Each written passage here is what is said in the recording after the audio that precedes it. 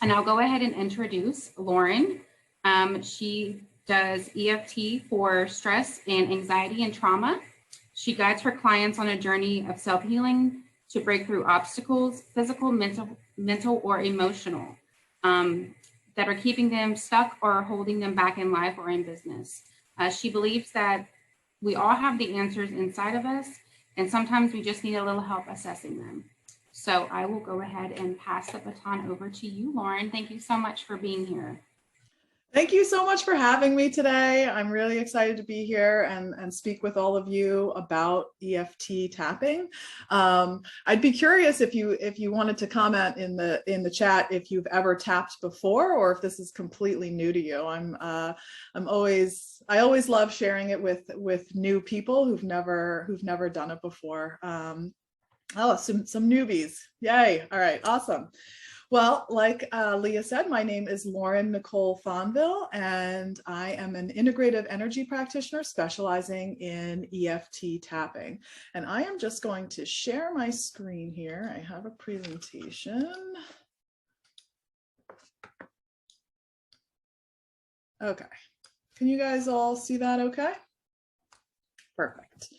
So yes, so today really my goal is to talk to you about what EFT tapping is, what it can help with, some of the science behind it, and the benefits of tapping, as well as really give you an interactive experience with tapping, because that's what really this is all about, is really experiencing it in your own body. A lot of the time, you know, I can talk about it, but you're not really going to get it until you experience it. So that's going to be the second half of this, which I'm really excited about.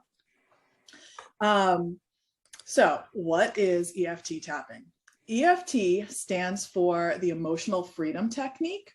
And it is this process of gently tapping on certain parts of the body while simultaneously acknowledging the emotions that you are feeling. And when I describe this to people, I often compare it to acupuncture, because people are really more familiar with acupuncture and what acupuncture is. So if you were to go to an acupuncturist, they would take those tiny little needles, right, and put them in at certain points of the body.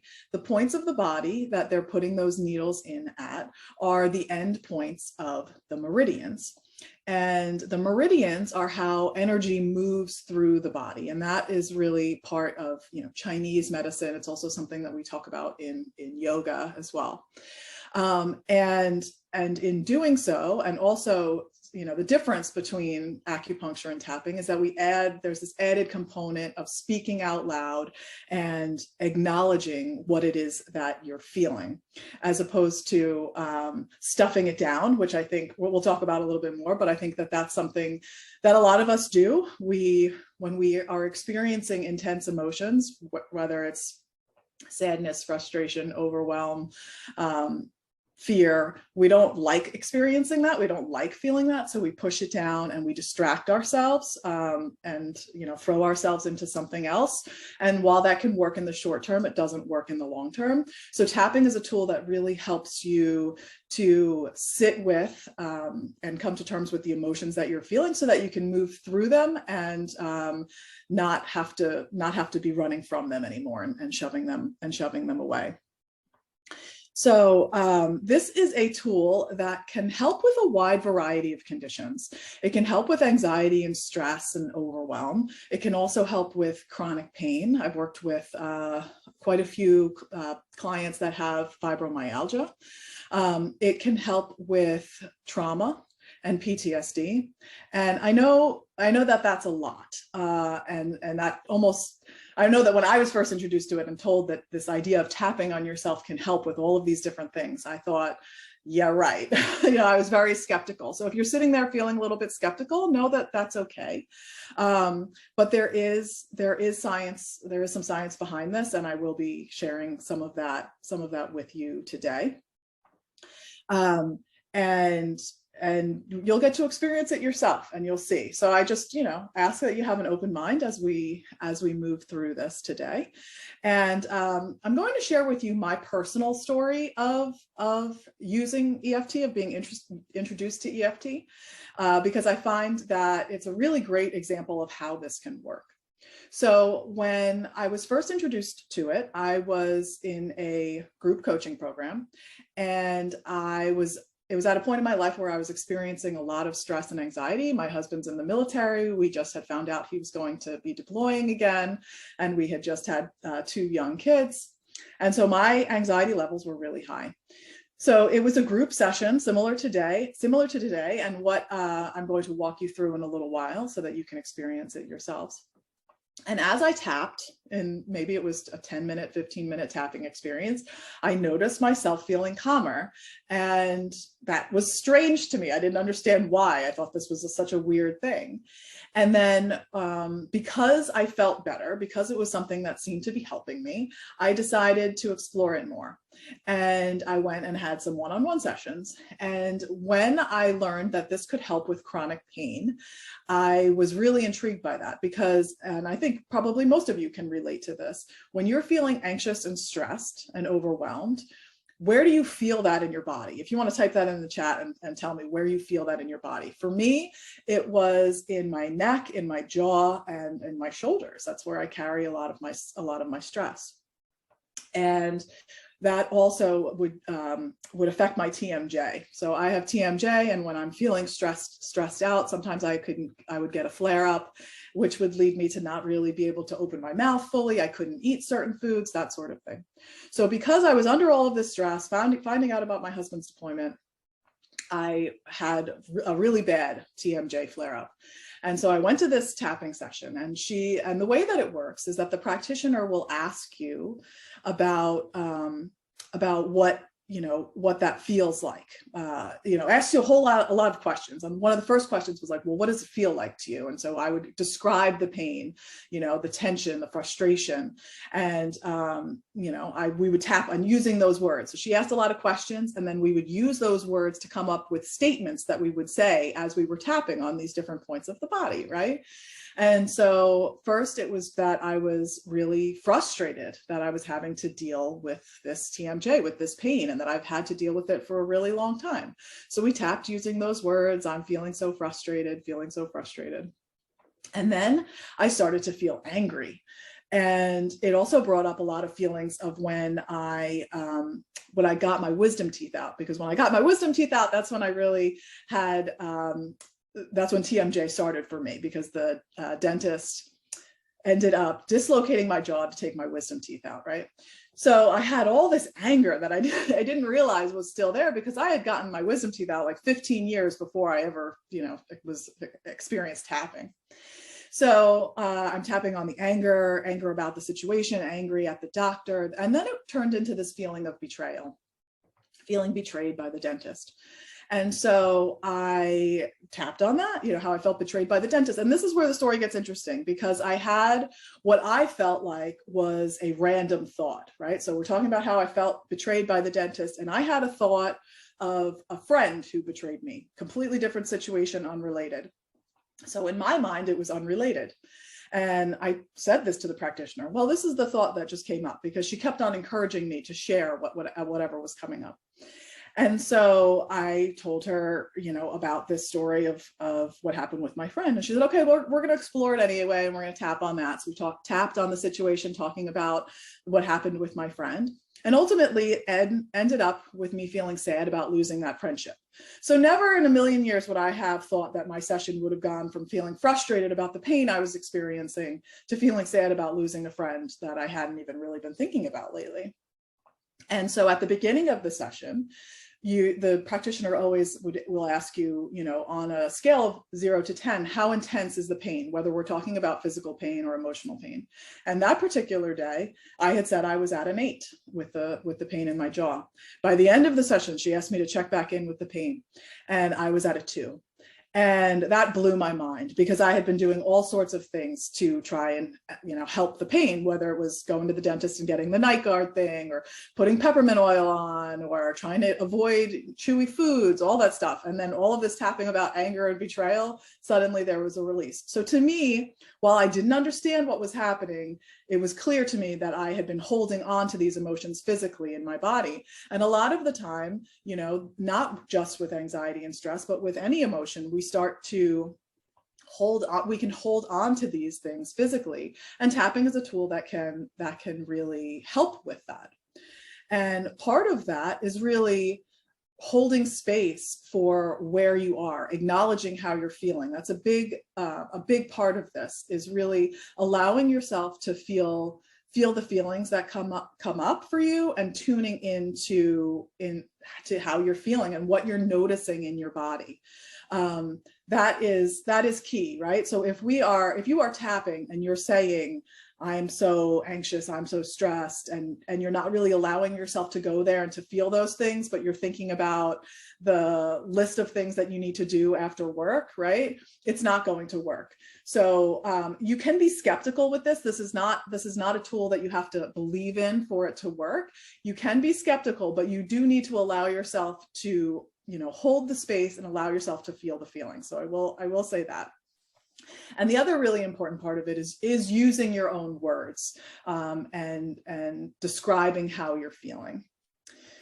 So where do you feel the emotion, right? How I was just saying, when we feel stress, sometimes we feel it in our neck and our shoulders, but it's not just with stress and anxiety, it's with any emotion. So taking the time to pause and acknowledge how you're feeling emotionally, but then also beginning to create that link with where you're feeling it in your body and what you're noticing. So how does this work? What's going on here? So this is a little bit of the science behind this, right? So as we're tapping on these points, what's happening is a message is being sent to the amygdala in the brain. The amygdala is the part of the brain that controls fight or flight. And now that part of your brain is there to protect yourself, right? When you're in danger, so that you can run away or fight back. However, when we're talking about anxiety and stress, if the amygdala is firing all the time and cortisol is pumping through your body regularly, that is not healthy. You're not going to be in a state of wellness. You're not going to feel good. And unfortunately, in this day and age, it's all too common that you're feeling stressed out on a regular basis. You're feeling that way all the time, and that almost becomes feeling normal when it's really not normal. So what happens that when you're tapping on these points, it's sending a message to the amygdala, and it's saying, hey, you're actually not in fight or flight. You don't need to be in fight or flight right now. And it has been shown to reduce the amount of cortisol pumping through the body by up to 43%. That is a really, really big number. That was done by a study by Dr. Peter Stapleton, and that was done in a group tapping session that lasted for about an hour. And they were able to test the cortisol levels before, during, and after, and noted that up to a 43% difference in the cortisol. So if you take anything away from today, maybe it's just as we go through the points, you find one point, you're like, oh, I like tapping on that point. For whatever reason, that one feels good. And that can be a point that you go to when you start to feel stressed out, when you notice that the anxiety is starting to come, and you are mindful of your breath. And it can help to reduce the amount of cortisol in your body so that you can feel calmer and think more clearly. And another example I like to give of that, because I'm a really visual person. So it's called the hand model. So if we think of my fist right here as my brain, and this part of my hand here is the prefrontal cortex, right? So information comes up the brain stem to the prefrontal cortex. That's how you make your good, sound decisions. But when you are in a state of fight or flight, and that anxiety is hitting, right? The information is trying to come up, and we're going to pretend my thumb here is the amygdala, and the amygdala starts to fire off, right? That alarm is going off. When that alarm is going off, the prefrontal cortex is going offline. So it's almost like that saying, oh, you flipped your lid. because yeah, your prefrontal cortex is offline. So now the information coming up the brainstem can't get to the prefrontal cortex. It's stuck at the amygdala, and all of that cortisol is now pumping through the body. So what's happening is, as you're tapping on these points, the prefrontal cortex begins to slowly come back online so that you can now make those good sound decisions again. The information can get back to that prefrontal cortex. And if you think about it, when you're feeling stressed and anxious and overwhelmed, sometimes, I'm sure, I know I've said it, like, I can't even think straight, right? And you can't, because that prefrontal cortex is offline and you've got all that cortisol going on. So you can really begin to calm the body. When you calm the body, you can calm the mind. And when you can think more clearly, you're going to feel better, right? So that is, I mean, that's like one of my favorite things about it, because literally the answer is at your fingertips. All you need to do, like I said, all you need to do is just tap and breathe. Yes, there's the added component of adding words to it, which we will do today. But if you take anything away, find one of the points that we're going to go over that you really like, and know that you can come to that point when you're feeling stressed and overwhelmed. So like I was saying, the group study showed up to a 43% reduction in cortisol. And then there was another study that was done by Dr. Dawson that showed a 90% decrease in PTSD symptoms after 6 weeks of treatment. This one is a really cool study, and it's near and dear to my heart because, like I said, my husband's in the military. So this was a study that was done on a group of veterans, and they did one-on-one tapping for 6 weeks. I believe it was an hour of tapping once a week for 6 weeks. And they tested their PTSD symptoms, or rated their PTSD symptoms before and then after. And 90% of the people in this group of veterans had a reduction in PTSD symptoms. Some of them had such a large reduction in PTSD symptoms that they were no longer diagnosed with PTSD anymore, which is just phenomenal and really, really amazing for all of these men and women that are serving our country. And then one other study that was done that confirmed that 76% of patients treated with EFT experienced remission of anxiety.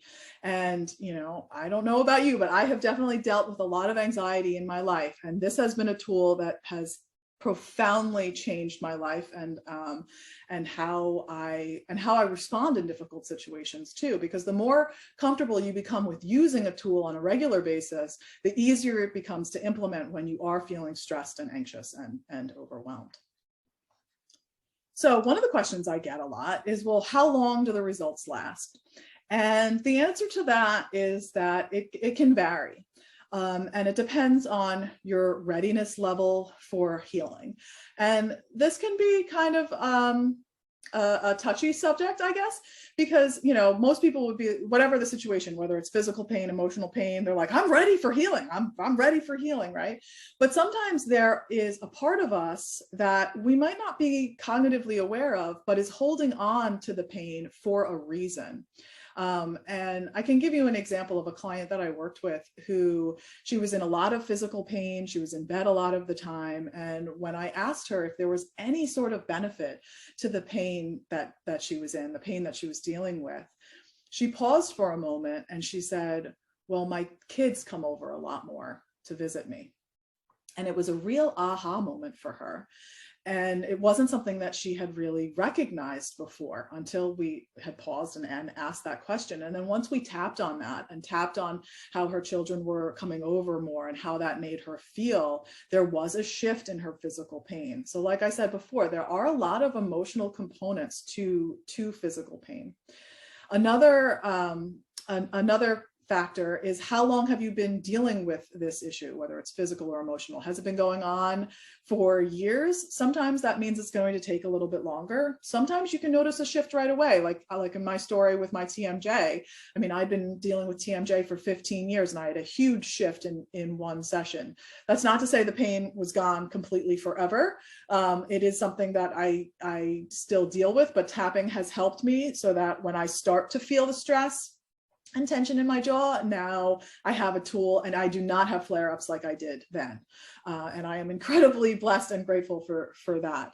So it can vary. But one of the things that one of my mentors how he explains it is if you think of the presenting issue as a tabletop, and then as the legs of the table as different events that are holding up that tabletop. And so you can tap on, the different events and then have one leg fall, and then go to the other leg and tap on some of those events and that'll fall. And then eventually you might not need to tap on every single leg before that entire tabletop falls down. And so it really depends on the person, the situation, how long they've been dealing with it, and how willing you are to really allow yourself to feel the feelings. Because some people really struggle with that.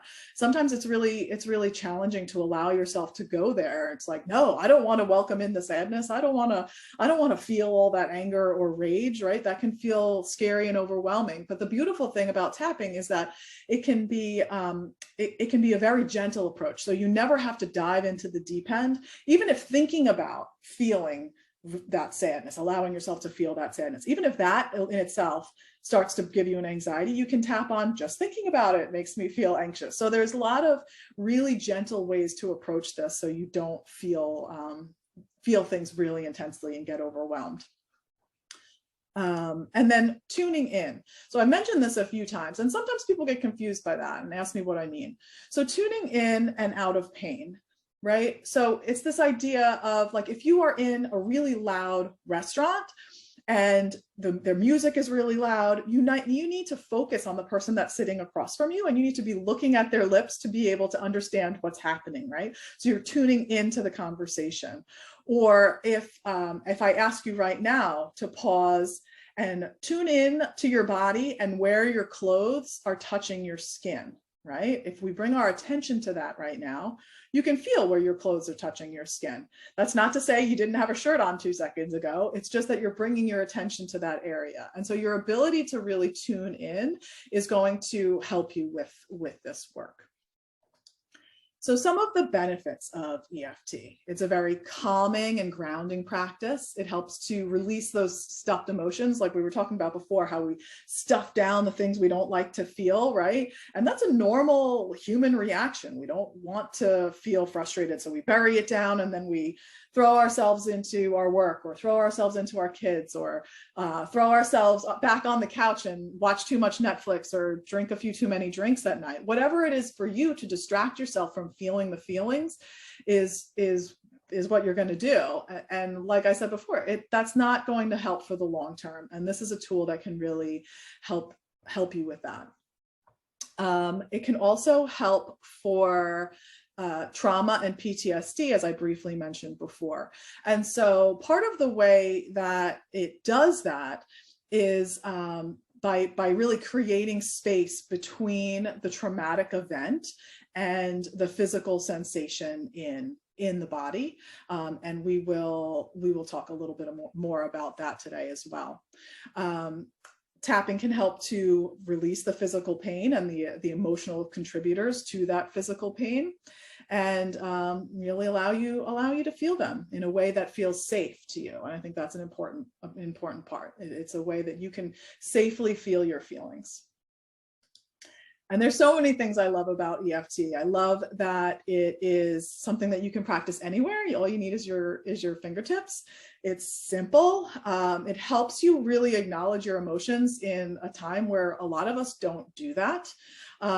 It can be proactive in that you can do it on a daily basis, and it can also be reactive in that, when you're starting to feel anxious or overwhelmed, or you feel a panic attack coming on, this can be a tool that you pull out to use. Once you learn it, you'll realize how methodical it is. You won't have to really think much about it as you're doing it, and it can work very, very quickly. And I think there's something to be said about the somatic part of it when you're tapping and talking. I have a lot of clients that will come to me and say, I really can't meditate. I've got that monkey mind going on. I've got too many thoughts going on. And it's it's like it's hard to clear my brain, right? And I always will say, let's tap first, right? If we tap and talk about all of those things that you have going on in your mind, it helps to create the space so that you can meditate more easily if that is something that you are looking to do.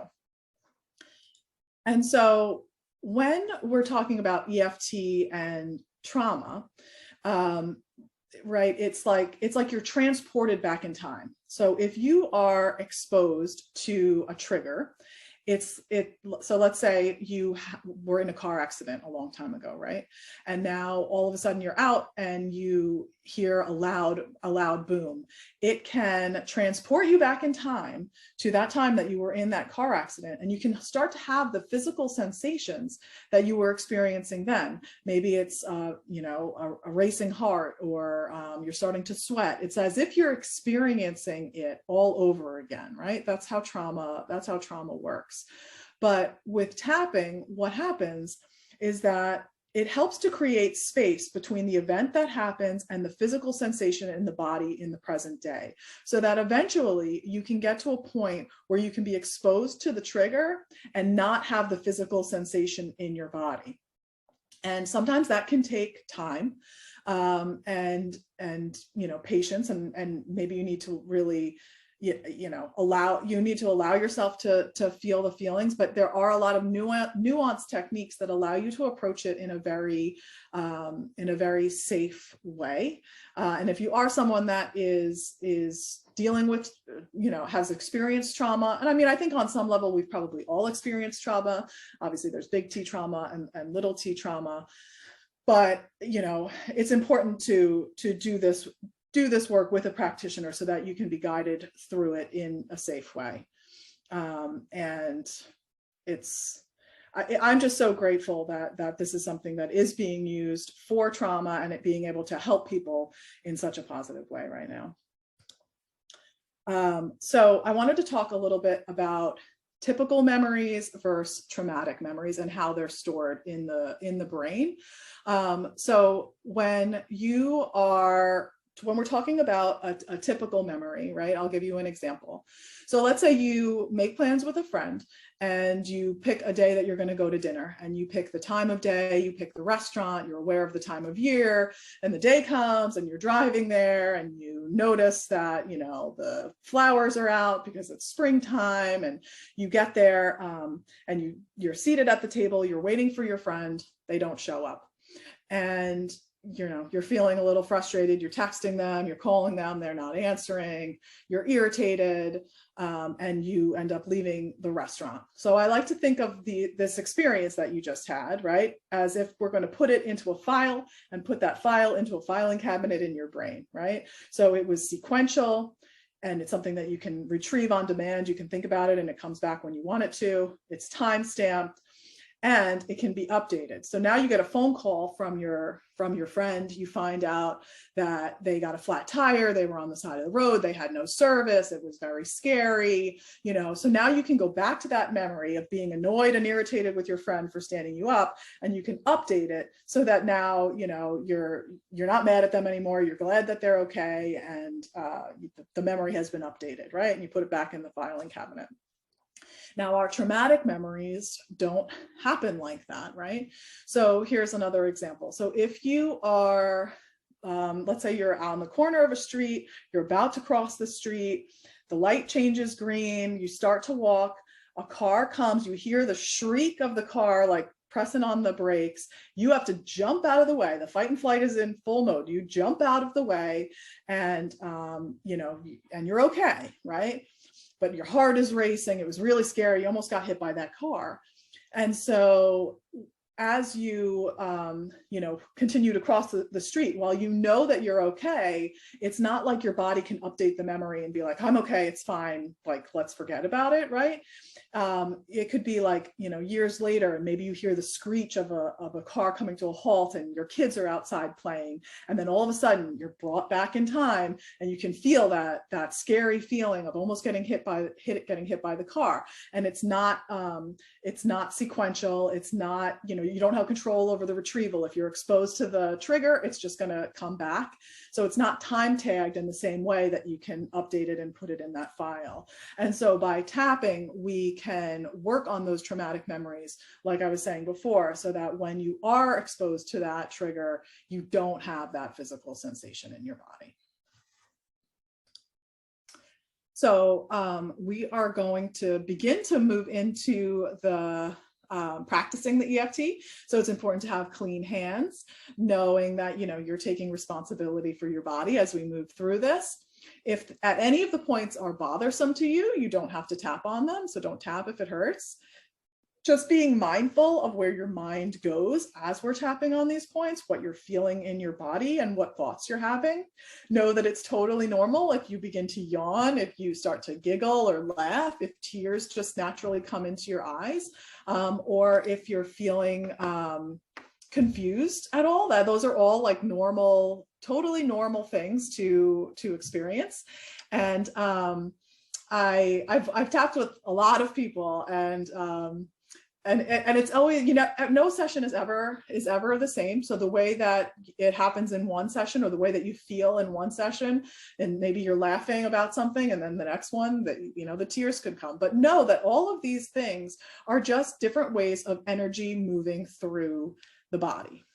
So to get started, I'm going to show you where all of the tapping points are. I would love for you to tap along with me. So feel free to turn on your cameras if you like, so that we can tap together. And we're going to get started here. Okay, so the first point is on the pinky side of the hand, and you can tap with either hand. I'm a righty, so I tap with my right, but you can tap with whatever hand feels best. You can also switch it up if that feels good too. And sometimes people will ask, well, how many times do you tap on each point? There's really no wrong way of tapping. Typically, I'll usually stay with like one sentence for each point, but you can obviously see I'm staying on this pinky side for a little bit longer. Okay, and then the next point is right at the center of the head, the top of the head. And so you can do an open palm like I'm doing here, or you can bring the fingertips together. Again, it's preference of how that feels for you. And then we're going to come to the start of the eyebrows. So you can do both hands like I'm doing, or you can just do one. A lot of my clients will tell me that they feel uneven if they don't do both at the same time. Then we're going to come to the side of the eyes. And then we're going to come under the eyes. Again, really just noticing if these are any points that you happen to touch during the day, if you happen to go to. Remembering that tapping on these points is going to send that message to the amygdala, telling it doesn't need to produce all that cortisol. Then we're going to go under the nose. So for under the nose, I recently held a group with a bunch of middle schoolers, and they thought it was fun to do it with like side of the finger, looks like a little mustache. So you can do it either way. Same thing for the chin. So for the chin, we're going on the chin crease here, between the bottom lip and the tip of the chin. Same thing, you can do the side of the finger, whatever feels best. Then we're going to come to the collarbone. So for the collarbone, you have the center and then go over about 1.5 inches. So you're really on the fleshy part underneath the bone. And so you can do both hands like I'm doing right now, or you can open one hand, really spread the index finger and the thumb as far apart as you can. And so you're tapping on both points with one hand. This is a pretty common thing, if people are feeling like overwhelmed, like, they naturally like bring their hand to their chest. That's a normal one. And then we're going to go under the arm. So for women, it's the center of the bra strap. For men, it's about 2.5, 3 inches down from the armpit. And you can do one arm, then you can do the other. You could give yourself a hug and do both at the same time.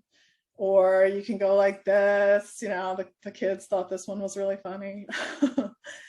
And then the last point is on the back of the hand between the pinky and the ring finger. You can hold your hand out in front of you like this. I tend to like to bring my hands onto my heart. And that's it. Those are the main points of the protocol. So like I said, if you take anything away from this presentation, maybe it's just finding one of those points that you really like and know that you can just tap on that, take a few deep breaths, and it's going to help calm you down. I do also like to share some additional points. So like I mentioned in the beginning, how I compared this to acupuncture, you know, when you go to acupuncture, they have points that they put those needles in all over your body. And so with tapping, we're really just sticking to these points, and we call it a round of tapping because we're going in a circle. But there are additional points. And if you don't want to be out, you know, in public, maybe you're at Target and you're online and you're having anxiety because you're waiting in line forever, and you don't want to be the person that's standing in line, like tapping your head, having people look at you like, what is that crazy lady doing?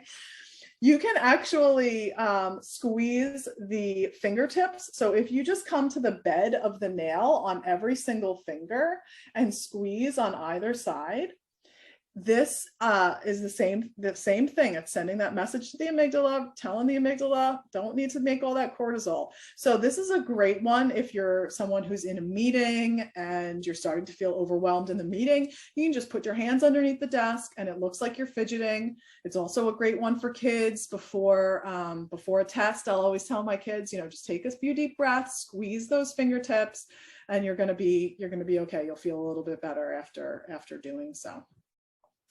And then the other option with the fingers is that you can tap on the corner of the finger. So if you're holding your hand up, you're tapping on the side of the finger that's closest to you, except on the ring finger. On the ring finger, it's the opposite side. The reason for that is because that meridian point ends on this side of the finger with all the other fingers, it's on the side that's closest to you if you're holding your hand sideways.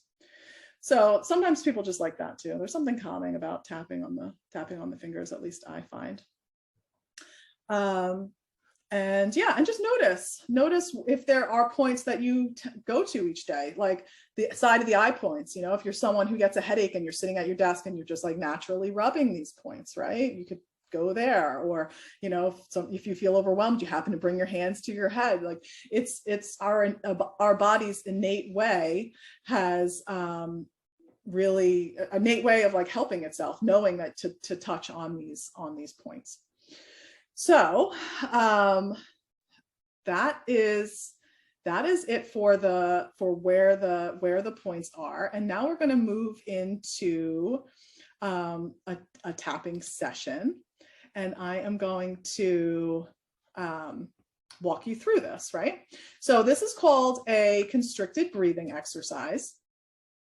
And what I want you to do is to take a deep breath, and I want you to notice how constricted your breathing feels, right? So if you take a deep breath in and it's the easiest breath you've ever taken in your life and it's full and you're great, you'd be a 0. If you take the breath in and maybe you feel a little bit of tension, maybe you feel a little tightness, maybe you notice a little bit of choppiness either on the inhale or on the exhale, you just want to gauge where you're at. So how constricted is your breathing? So again, 0 would be not constricted at all. 10 would be very constricted. You know, it's challenging to get that full breath in. So I'm going to pause there and let you all take a deep breath in and notice how that feels in your body. And then once you have your number, please feel free to share it in the chat, and we'll notice. Let's see what's coming up for people. 4s, 6s, a few 0s. You 0s, that's pretty awesome. You must be feeling pretty good today. And then there's going to be one other thing that I'm going to ask you to do. So I want you to take a deep breath in, and I want you to count. So count on the inhale. And it doesn't matter how slow or how quickly you're counting, you just want to be consistent. So inhale and count to the top of the breath, and then count as you exhale and see what those numbers are. So I'll pause there for that too.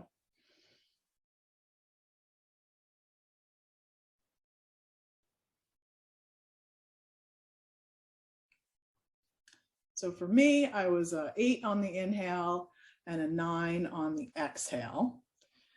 And again, these are just numbers that we're going to use so that we can check back in. So after we do a little bit of tapping, we'll see if the numbers shift at all.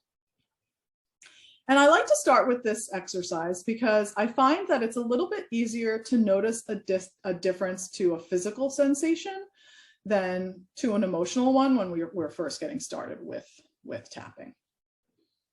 Okay.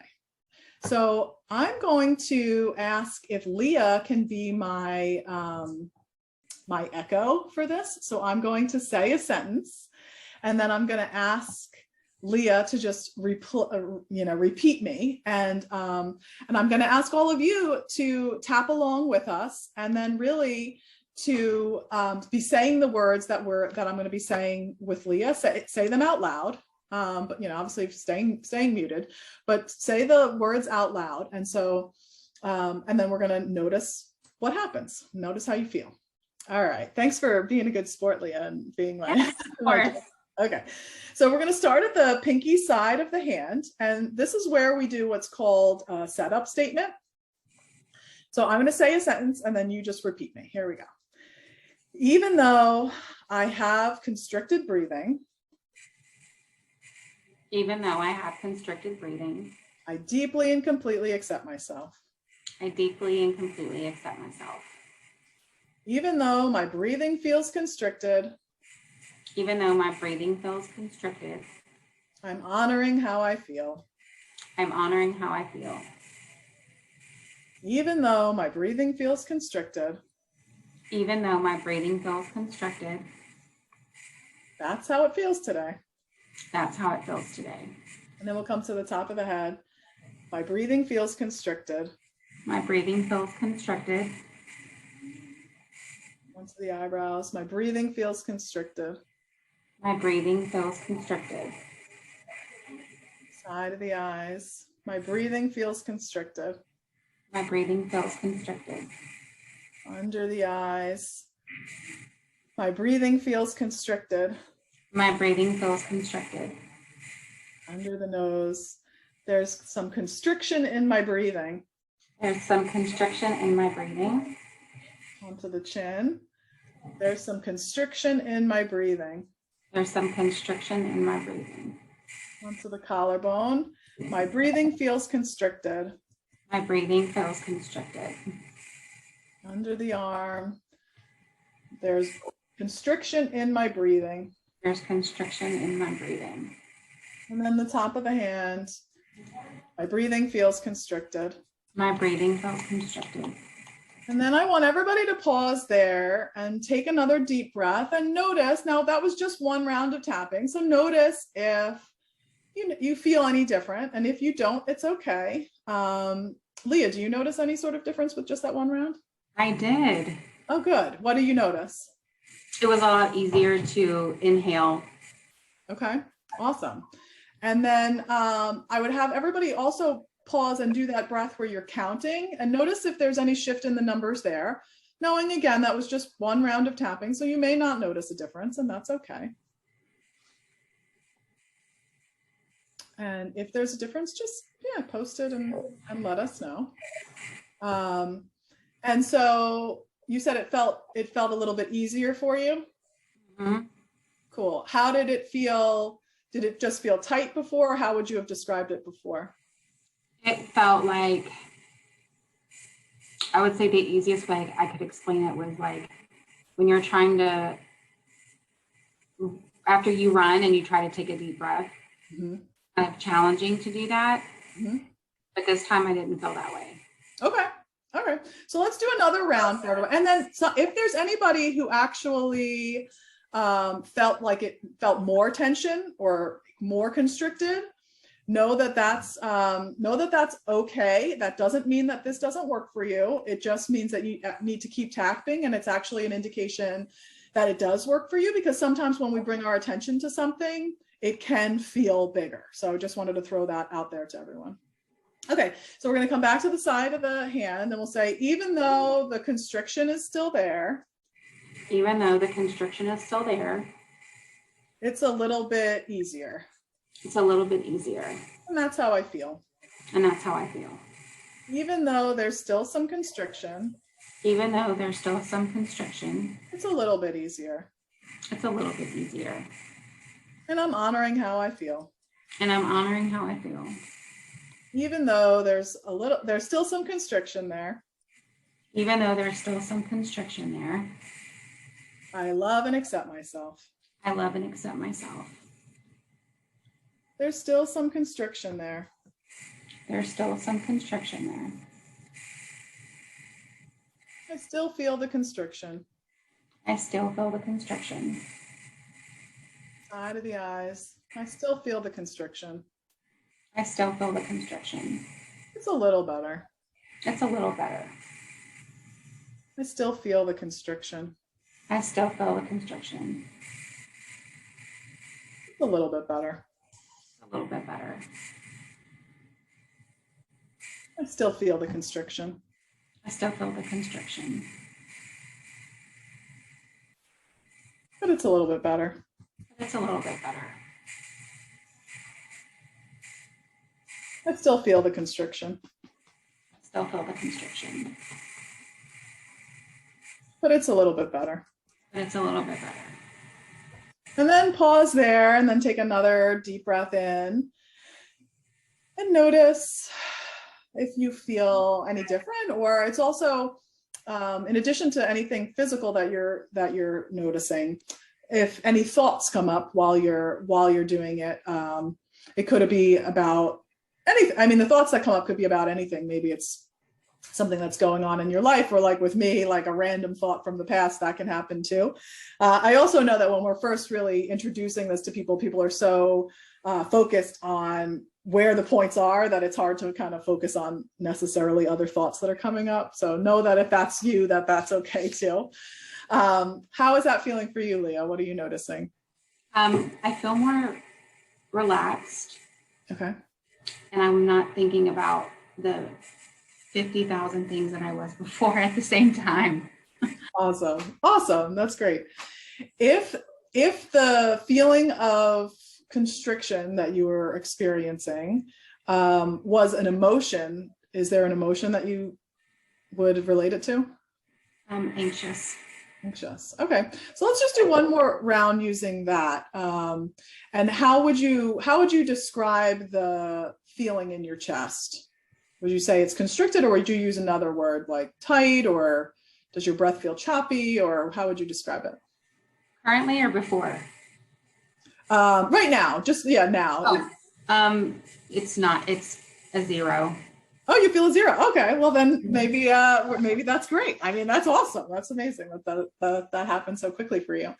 Well, we'll do another round anyway. So I would just ask, for those of you that are still feeling some sort of constriction, if the sensation that you were experiencing was an emotion, what emotion would it be for you? Maybe it's something different. Maybe it's frustration or sadness, whatever it is for you. We'll use the word anxious because that's what Leah had said before. And then we'll see if anything else shifts. So even though I'm feeling anxious and I feel it in my chest. Even though I'm feeling anxious and I feel it in my chest. I love and accept myself. I love and accept myself. Even though I'm feeling anxious. Even though I'm feeling anxious. I feel it in my chest. I feel it in my chest. I love and accept myself. I love and accept myself. Even though I'm feeling anxious. Even though I'm feeling anxious. And I feel it in my chest. And I feel it in my chest. That's just how it is right now. That's just how it is right now. I'm anxious. I'm anxious. I'm anxious. I'm anxious. I feel this anxiety in my chest. I feel this anxiety in my chest. Under the eyes. I feel this anxiety in my chest. I feel this anxiety in my chest. Under the nose. All of this anxiety in my chest. All this anxiety in my chest. I've been carrying this anxiety in my chest. I'm carrying this anxiety on my chest. All of this anxiety. All of this anxiety. I'm anxious and I feel it in my chest. I'm anxious and I feel it in my chest. In the back of the hand. all of this anxiety. All of this anxiety. And then pause there and take another deep breath in. And I know you said you were at a 0 before, so hopefully that's still the same. But for everybody else, maybe check back in, and again, check on your number from where we started with the tension in the chest, and then also do the counting and see if the counting has shifted at all. I noticed that a few people in the chat had said that they yawned. And like I said, that is completely normal. It's just the energy needs to move, and yawning is a way for that energy really to move. And a few people saying really decreased, relaxed. That's great. Seems like exhale increased by 2, right? So people are able to take a bigger breath in, bigger breath out. And I mean, it's a simple tool, right? Especially for those times when you're feeling really, really overwhelmed. Now, when you're doing, when we really go deeper into this work, there's a lot more questions that get asked. And we dive a little bit deeper into the emotional side of things. And, you know, if we're talking about anxiety, how does it make you feel that you're dealing with the anxiety? How long have you been carrying this anxiety with you?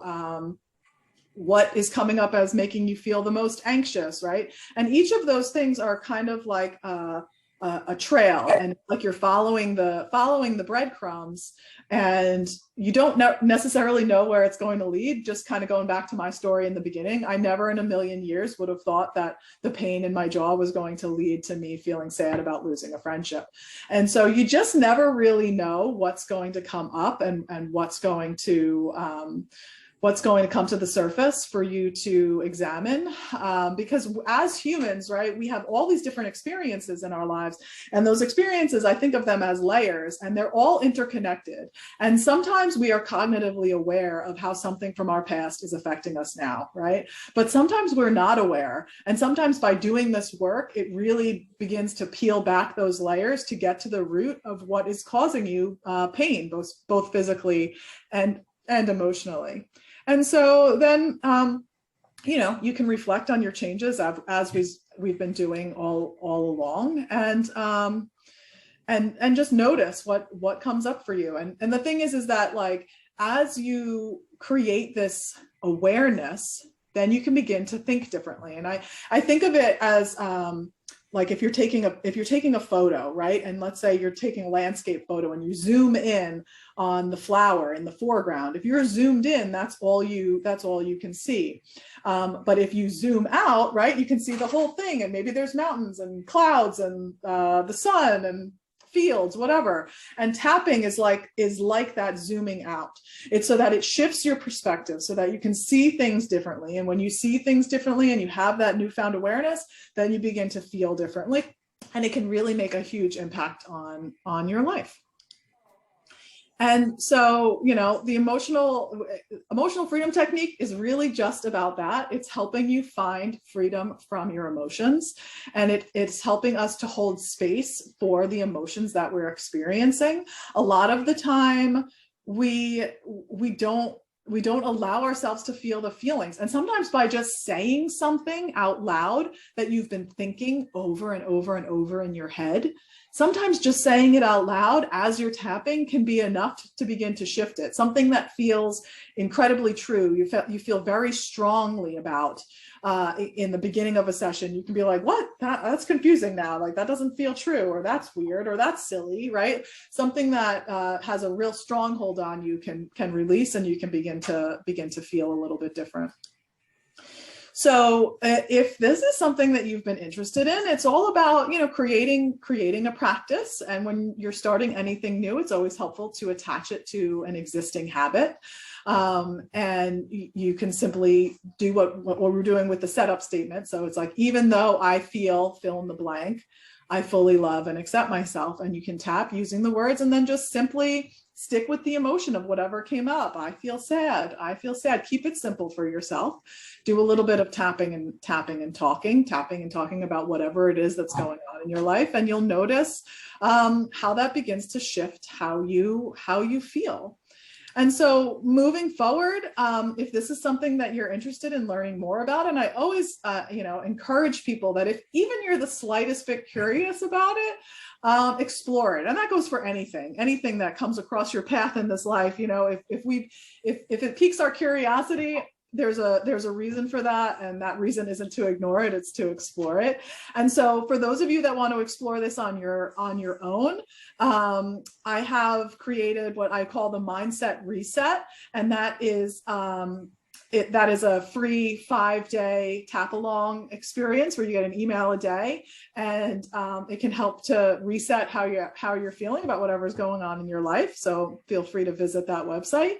And then another option is that if this is something, if as you were doing this, maybe you felt emotions come to the surface, or there are things going on in your life that you want to explore, or you don't know why something bothers you so much, or you have trauma that you've experienced in the past that's impacting your day-to-day life, whatever the situation may be, the stress and overwhelm of everything that's going on is just a lot, and you're looking to feel better. I mean, really, that's what this is all about.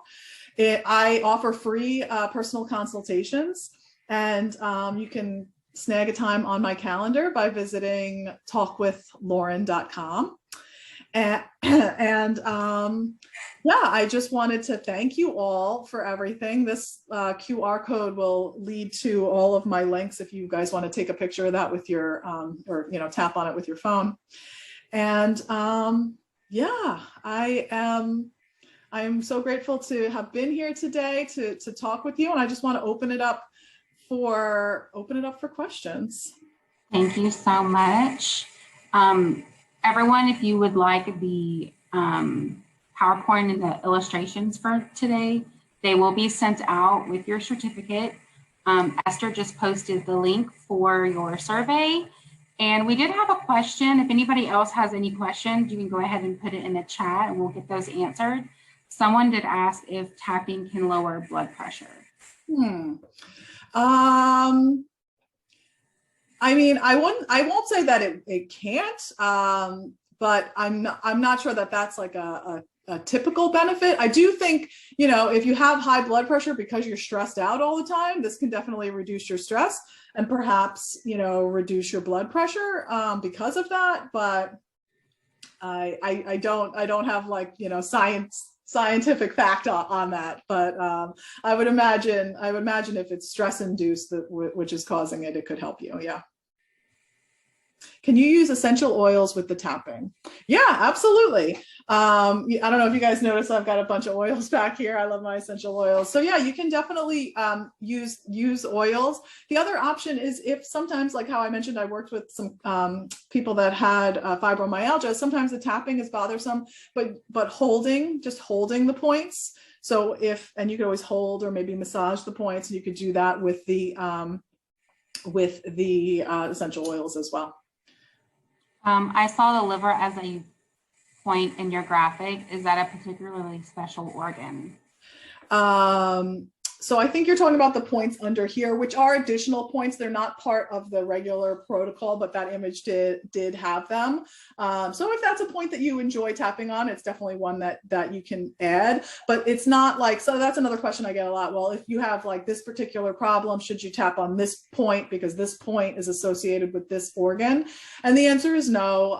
The protocol is just to tap on all of the points. Not necessarily one or the other for any particular reason. Very, very good. Agnes wrote, it's important to reduce stress levels, especially during menopause. Yeah, absolutely.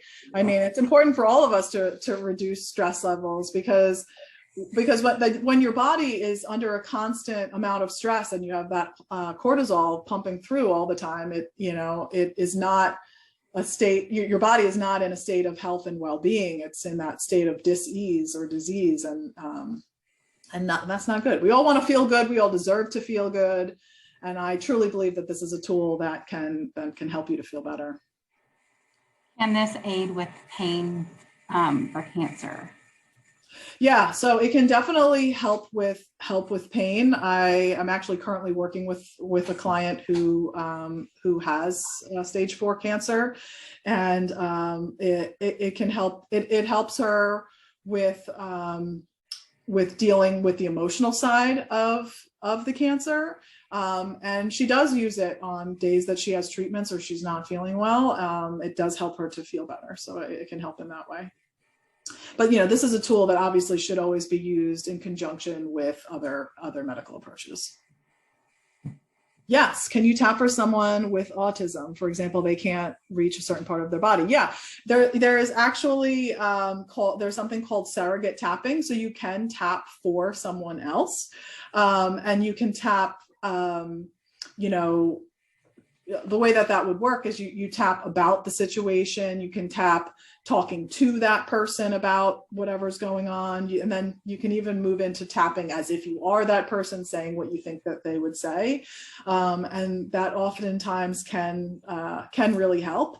I do think that it helps a lot with not only, their energy, but it helps with your energy, right? So whatever the situation is that's going on that you want to tap for that other person, I think tapping on it yourself shifts how you feel about it, and that can shift the interaction that you have with that person.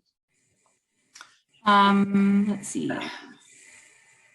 And any idea if there is research on the use of tapping to prevent reduced burnout for helping professionals? Yeah, I mean, there's definitely tapping for like how it impacts stress and anxiety, and that whether you're professionals or whatever. But yes, there are studies out there. I understand that there's some people who have firewalls for their on their work computers. If you can, I'll put my email in the chat. If you can email me, I can actually send it to your phone, and you can do it from your phone. So I will do that right now. Does this technique focus on trauma and PTSD? Yes, it can help with both trauma and PTSD. Yes. Yeah, there's been studies about that too. I shared a little bit about that in the beginning. There is training to become an EFT certified practitioner. EFT International is who I got certified through.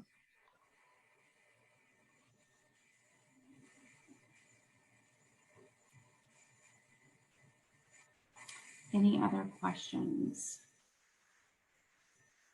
If not, there are email is in the chat. If you're having any issues with the link, just email me and I will send it to you. If there's another email you'd like to use, or your phone, I can send it to your phone as well if you provide your phone number in the email. I know after our last one, a couple of my partners had some issues, and once I sent it to their phone, they were able to do it and it was fine. Thank you so much, everybody, for being here. This was wonderful news because I had no idea that this even existed and that it was so helpful. So thank you, Lauren, so much. Yes, thank you. Thank you so much for having me. And if anybody else that's on here that thinks that this would be helpful to bring to their organizations, please feel free to reach out to me too, because I think sharing this tool with as many people as we can to help empower people to feel better and know that they really do have the answers at their fingertips is important. And I know I saw that someone just posted on about the tapping solution app, which is a wonderful resource. But I will say this, whether it's the app or whether you're doing YouTube videos, and I mean, I create a lot of tap along YouTube videos because it is helpful for people to tap along with somebody and have somebody say what to say. But the really powerful part of this work is tuning into how you feel, because sometimes when we're tapping along with somebody else's video, it isn't as effective as if you were using your own words. It's not always what someone else is saying isn't always going to resonate as much as what your words are. So just keeping that in mind. We have a few people asking how to contact you to maybe set up a presentation for their team. Yeah, I just put my, yeah, if you want to just set up a call with me, talkwithlauren.com, or I'll put my email here. And yeah, and this is great. You know, it's a great tool to help people that are dealing with anxiety and stress. For adults, it's also helpful for children and parents to be able to tap themselves on whatever's going on with their kids, and then to help with their own stress too. It can be used in so many different ways. And then super quick, I just wanted to remind everyone our next continuing education event is going to be on June the 7th, and it will be on PTSD, and we have sound and sleep. So stay tuned on our LinkedIn and our other social media pages for the information on how to register for that to get your another free credit. So thank you again so much for everyone joining us. We appreciate your time, and thank you again, Lauren, for all that you do. We appreciate you as well. And if anybody has issues, just email me and we'll get it figured out. So have a great rest of your day. Thank you so much. Thank you, guys. Thank you. This was great.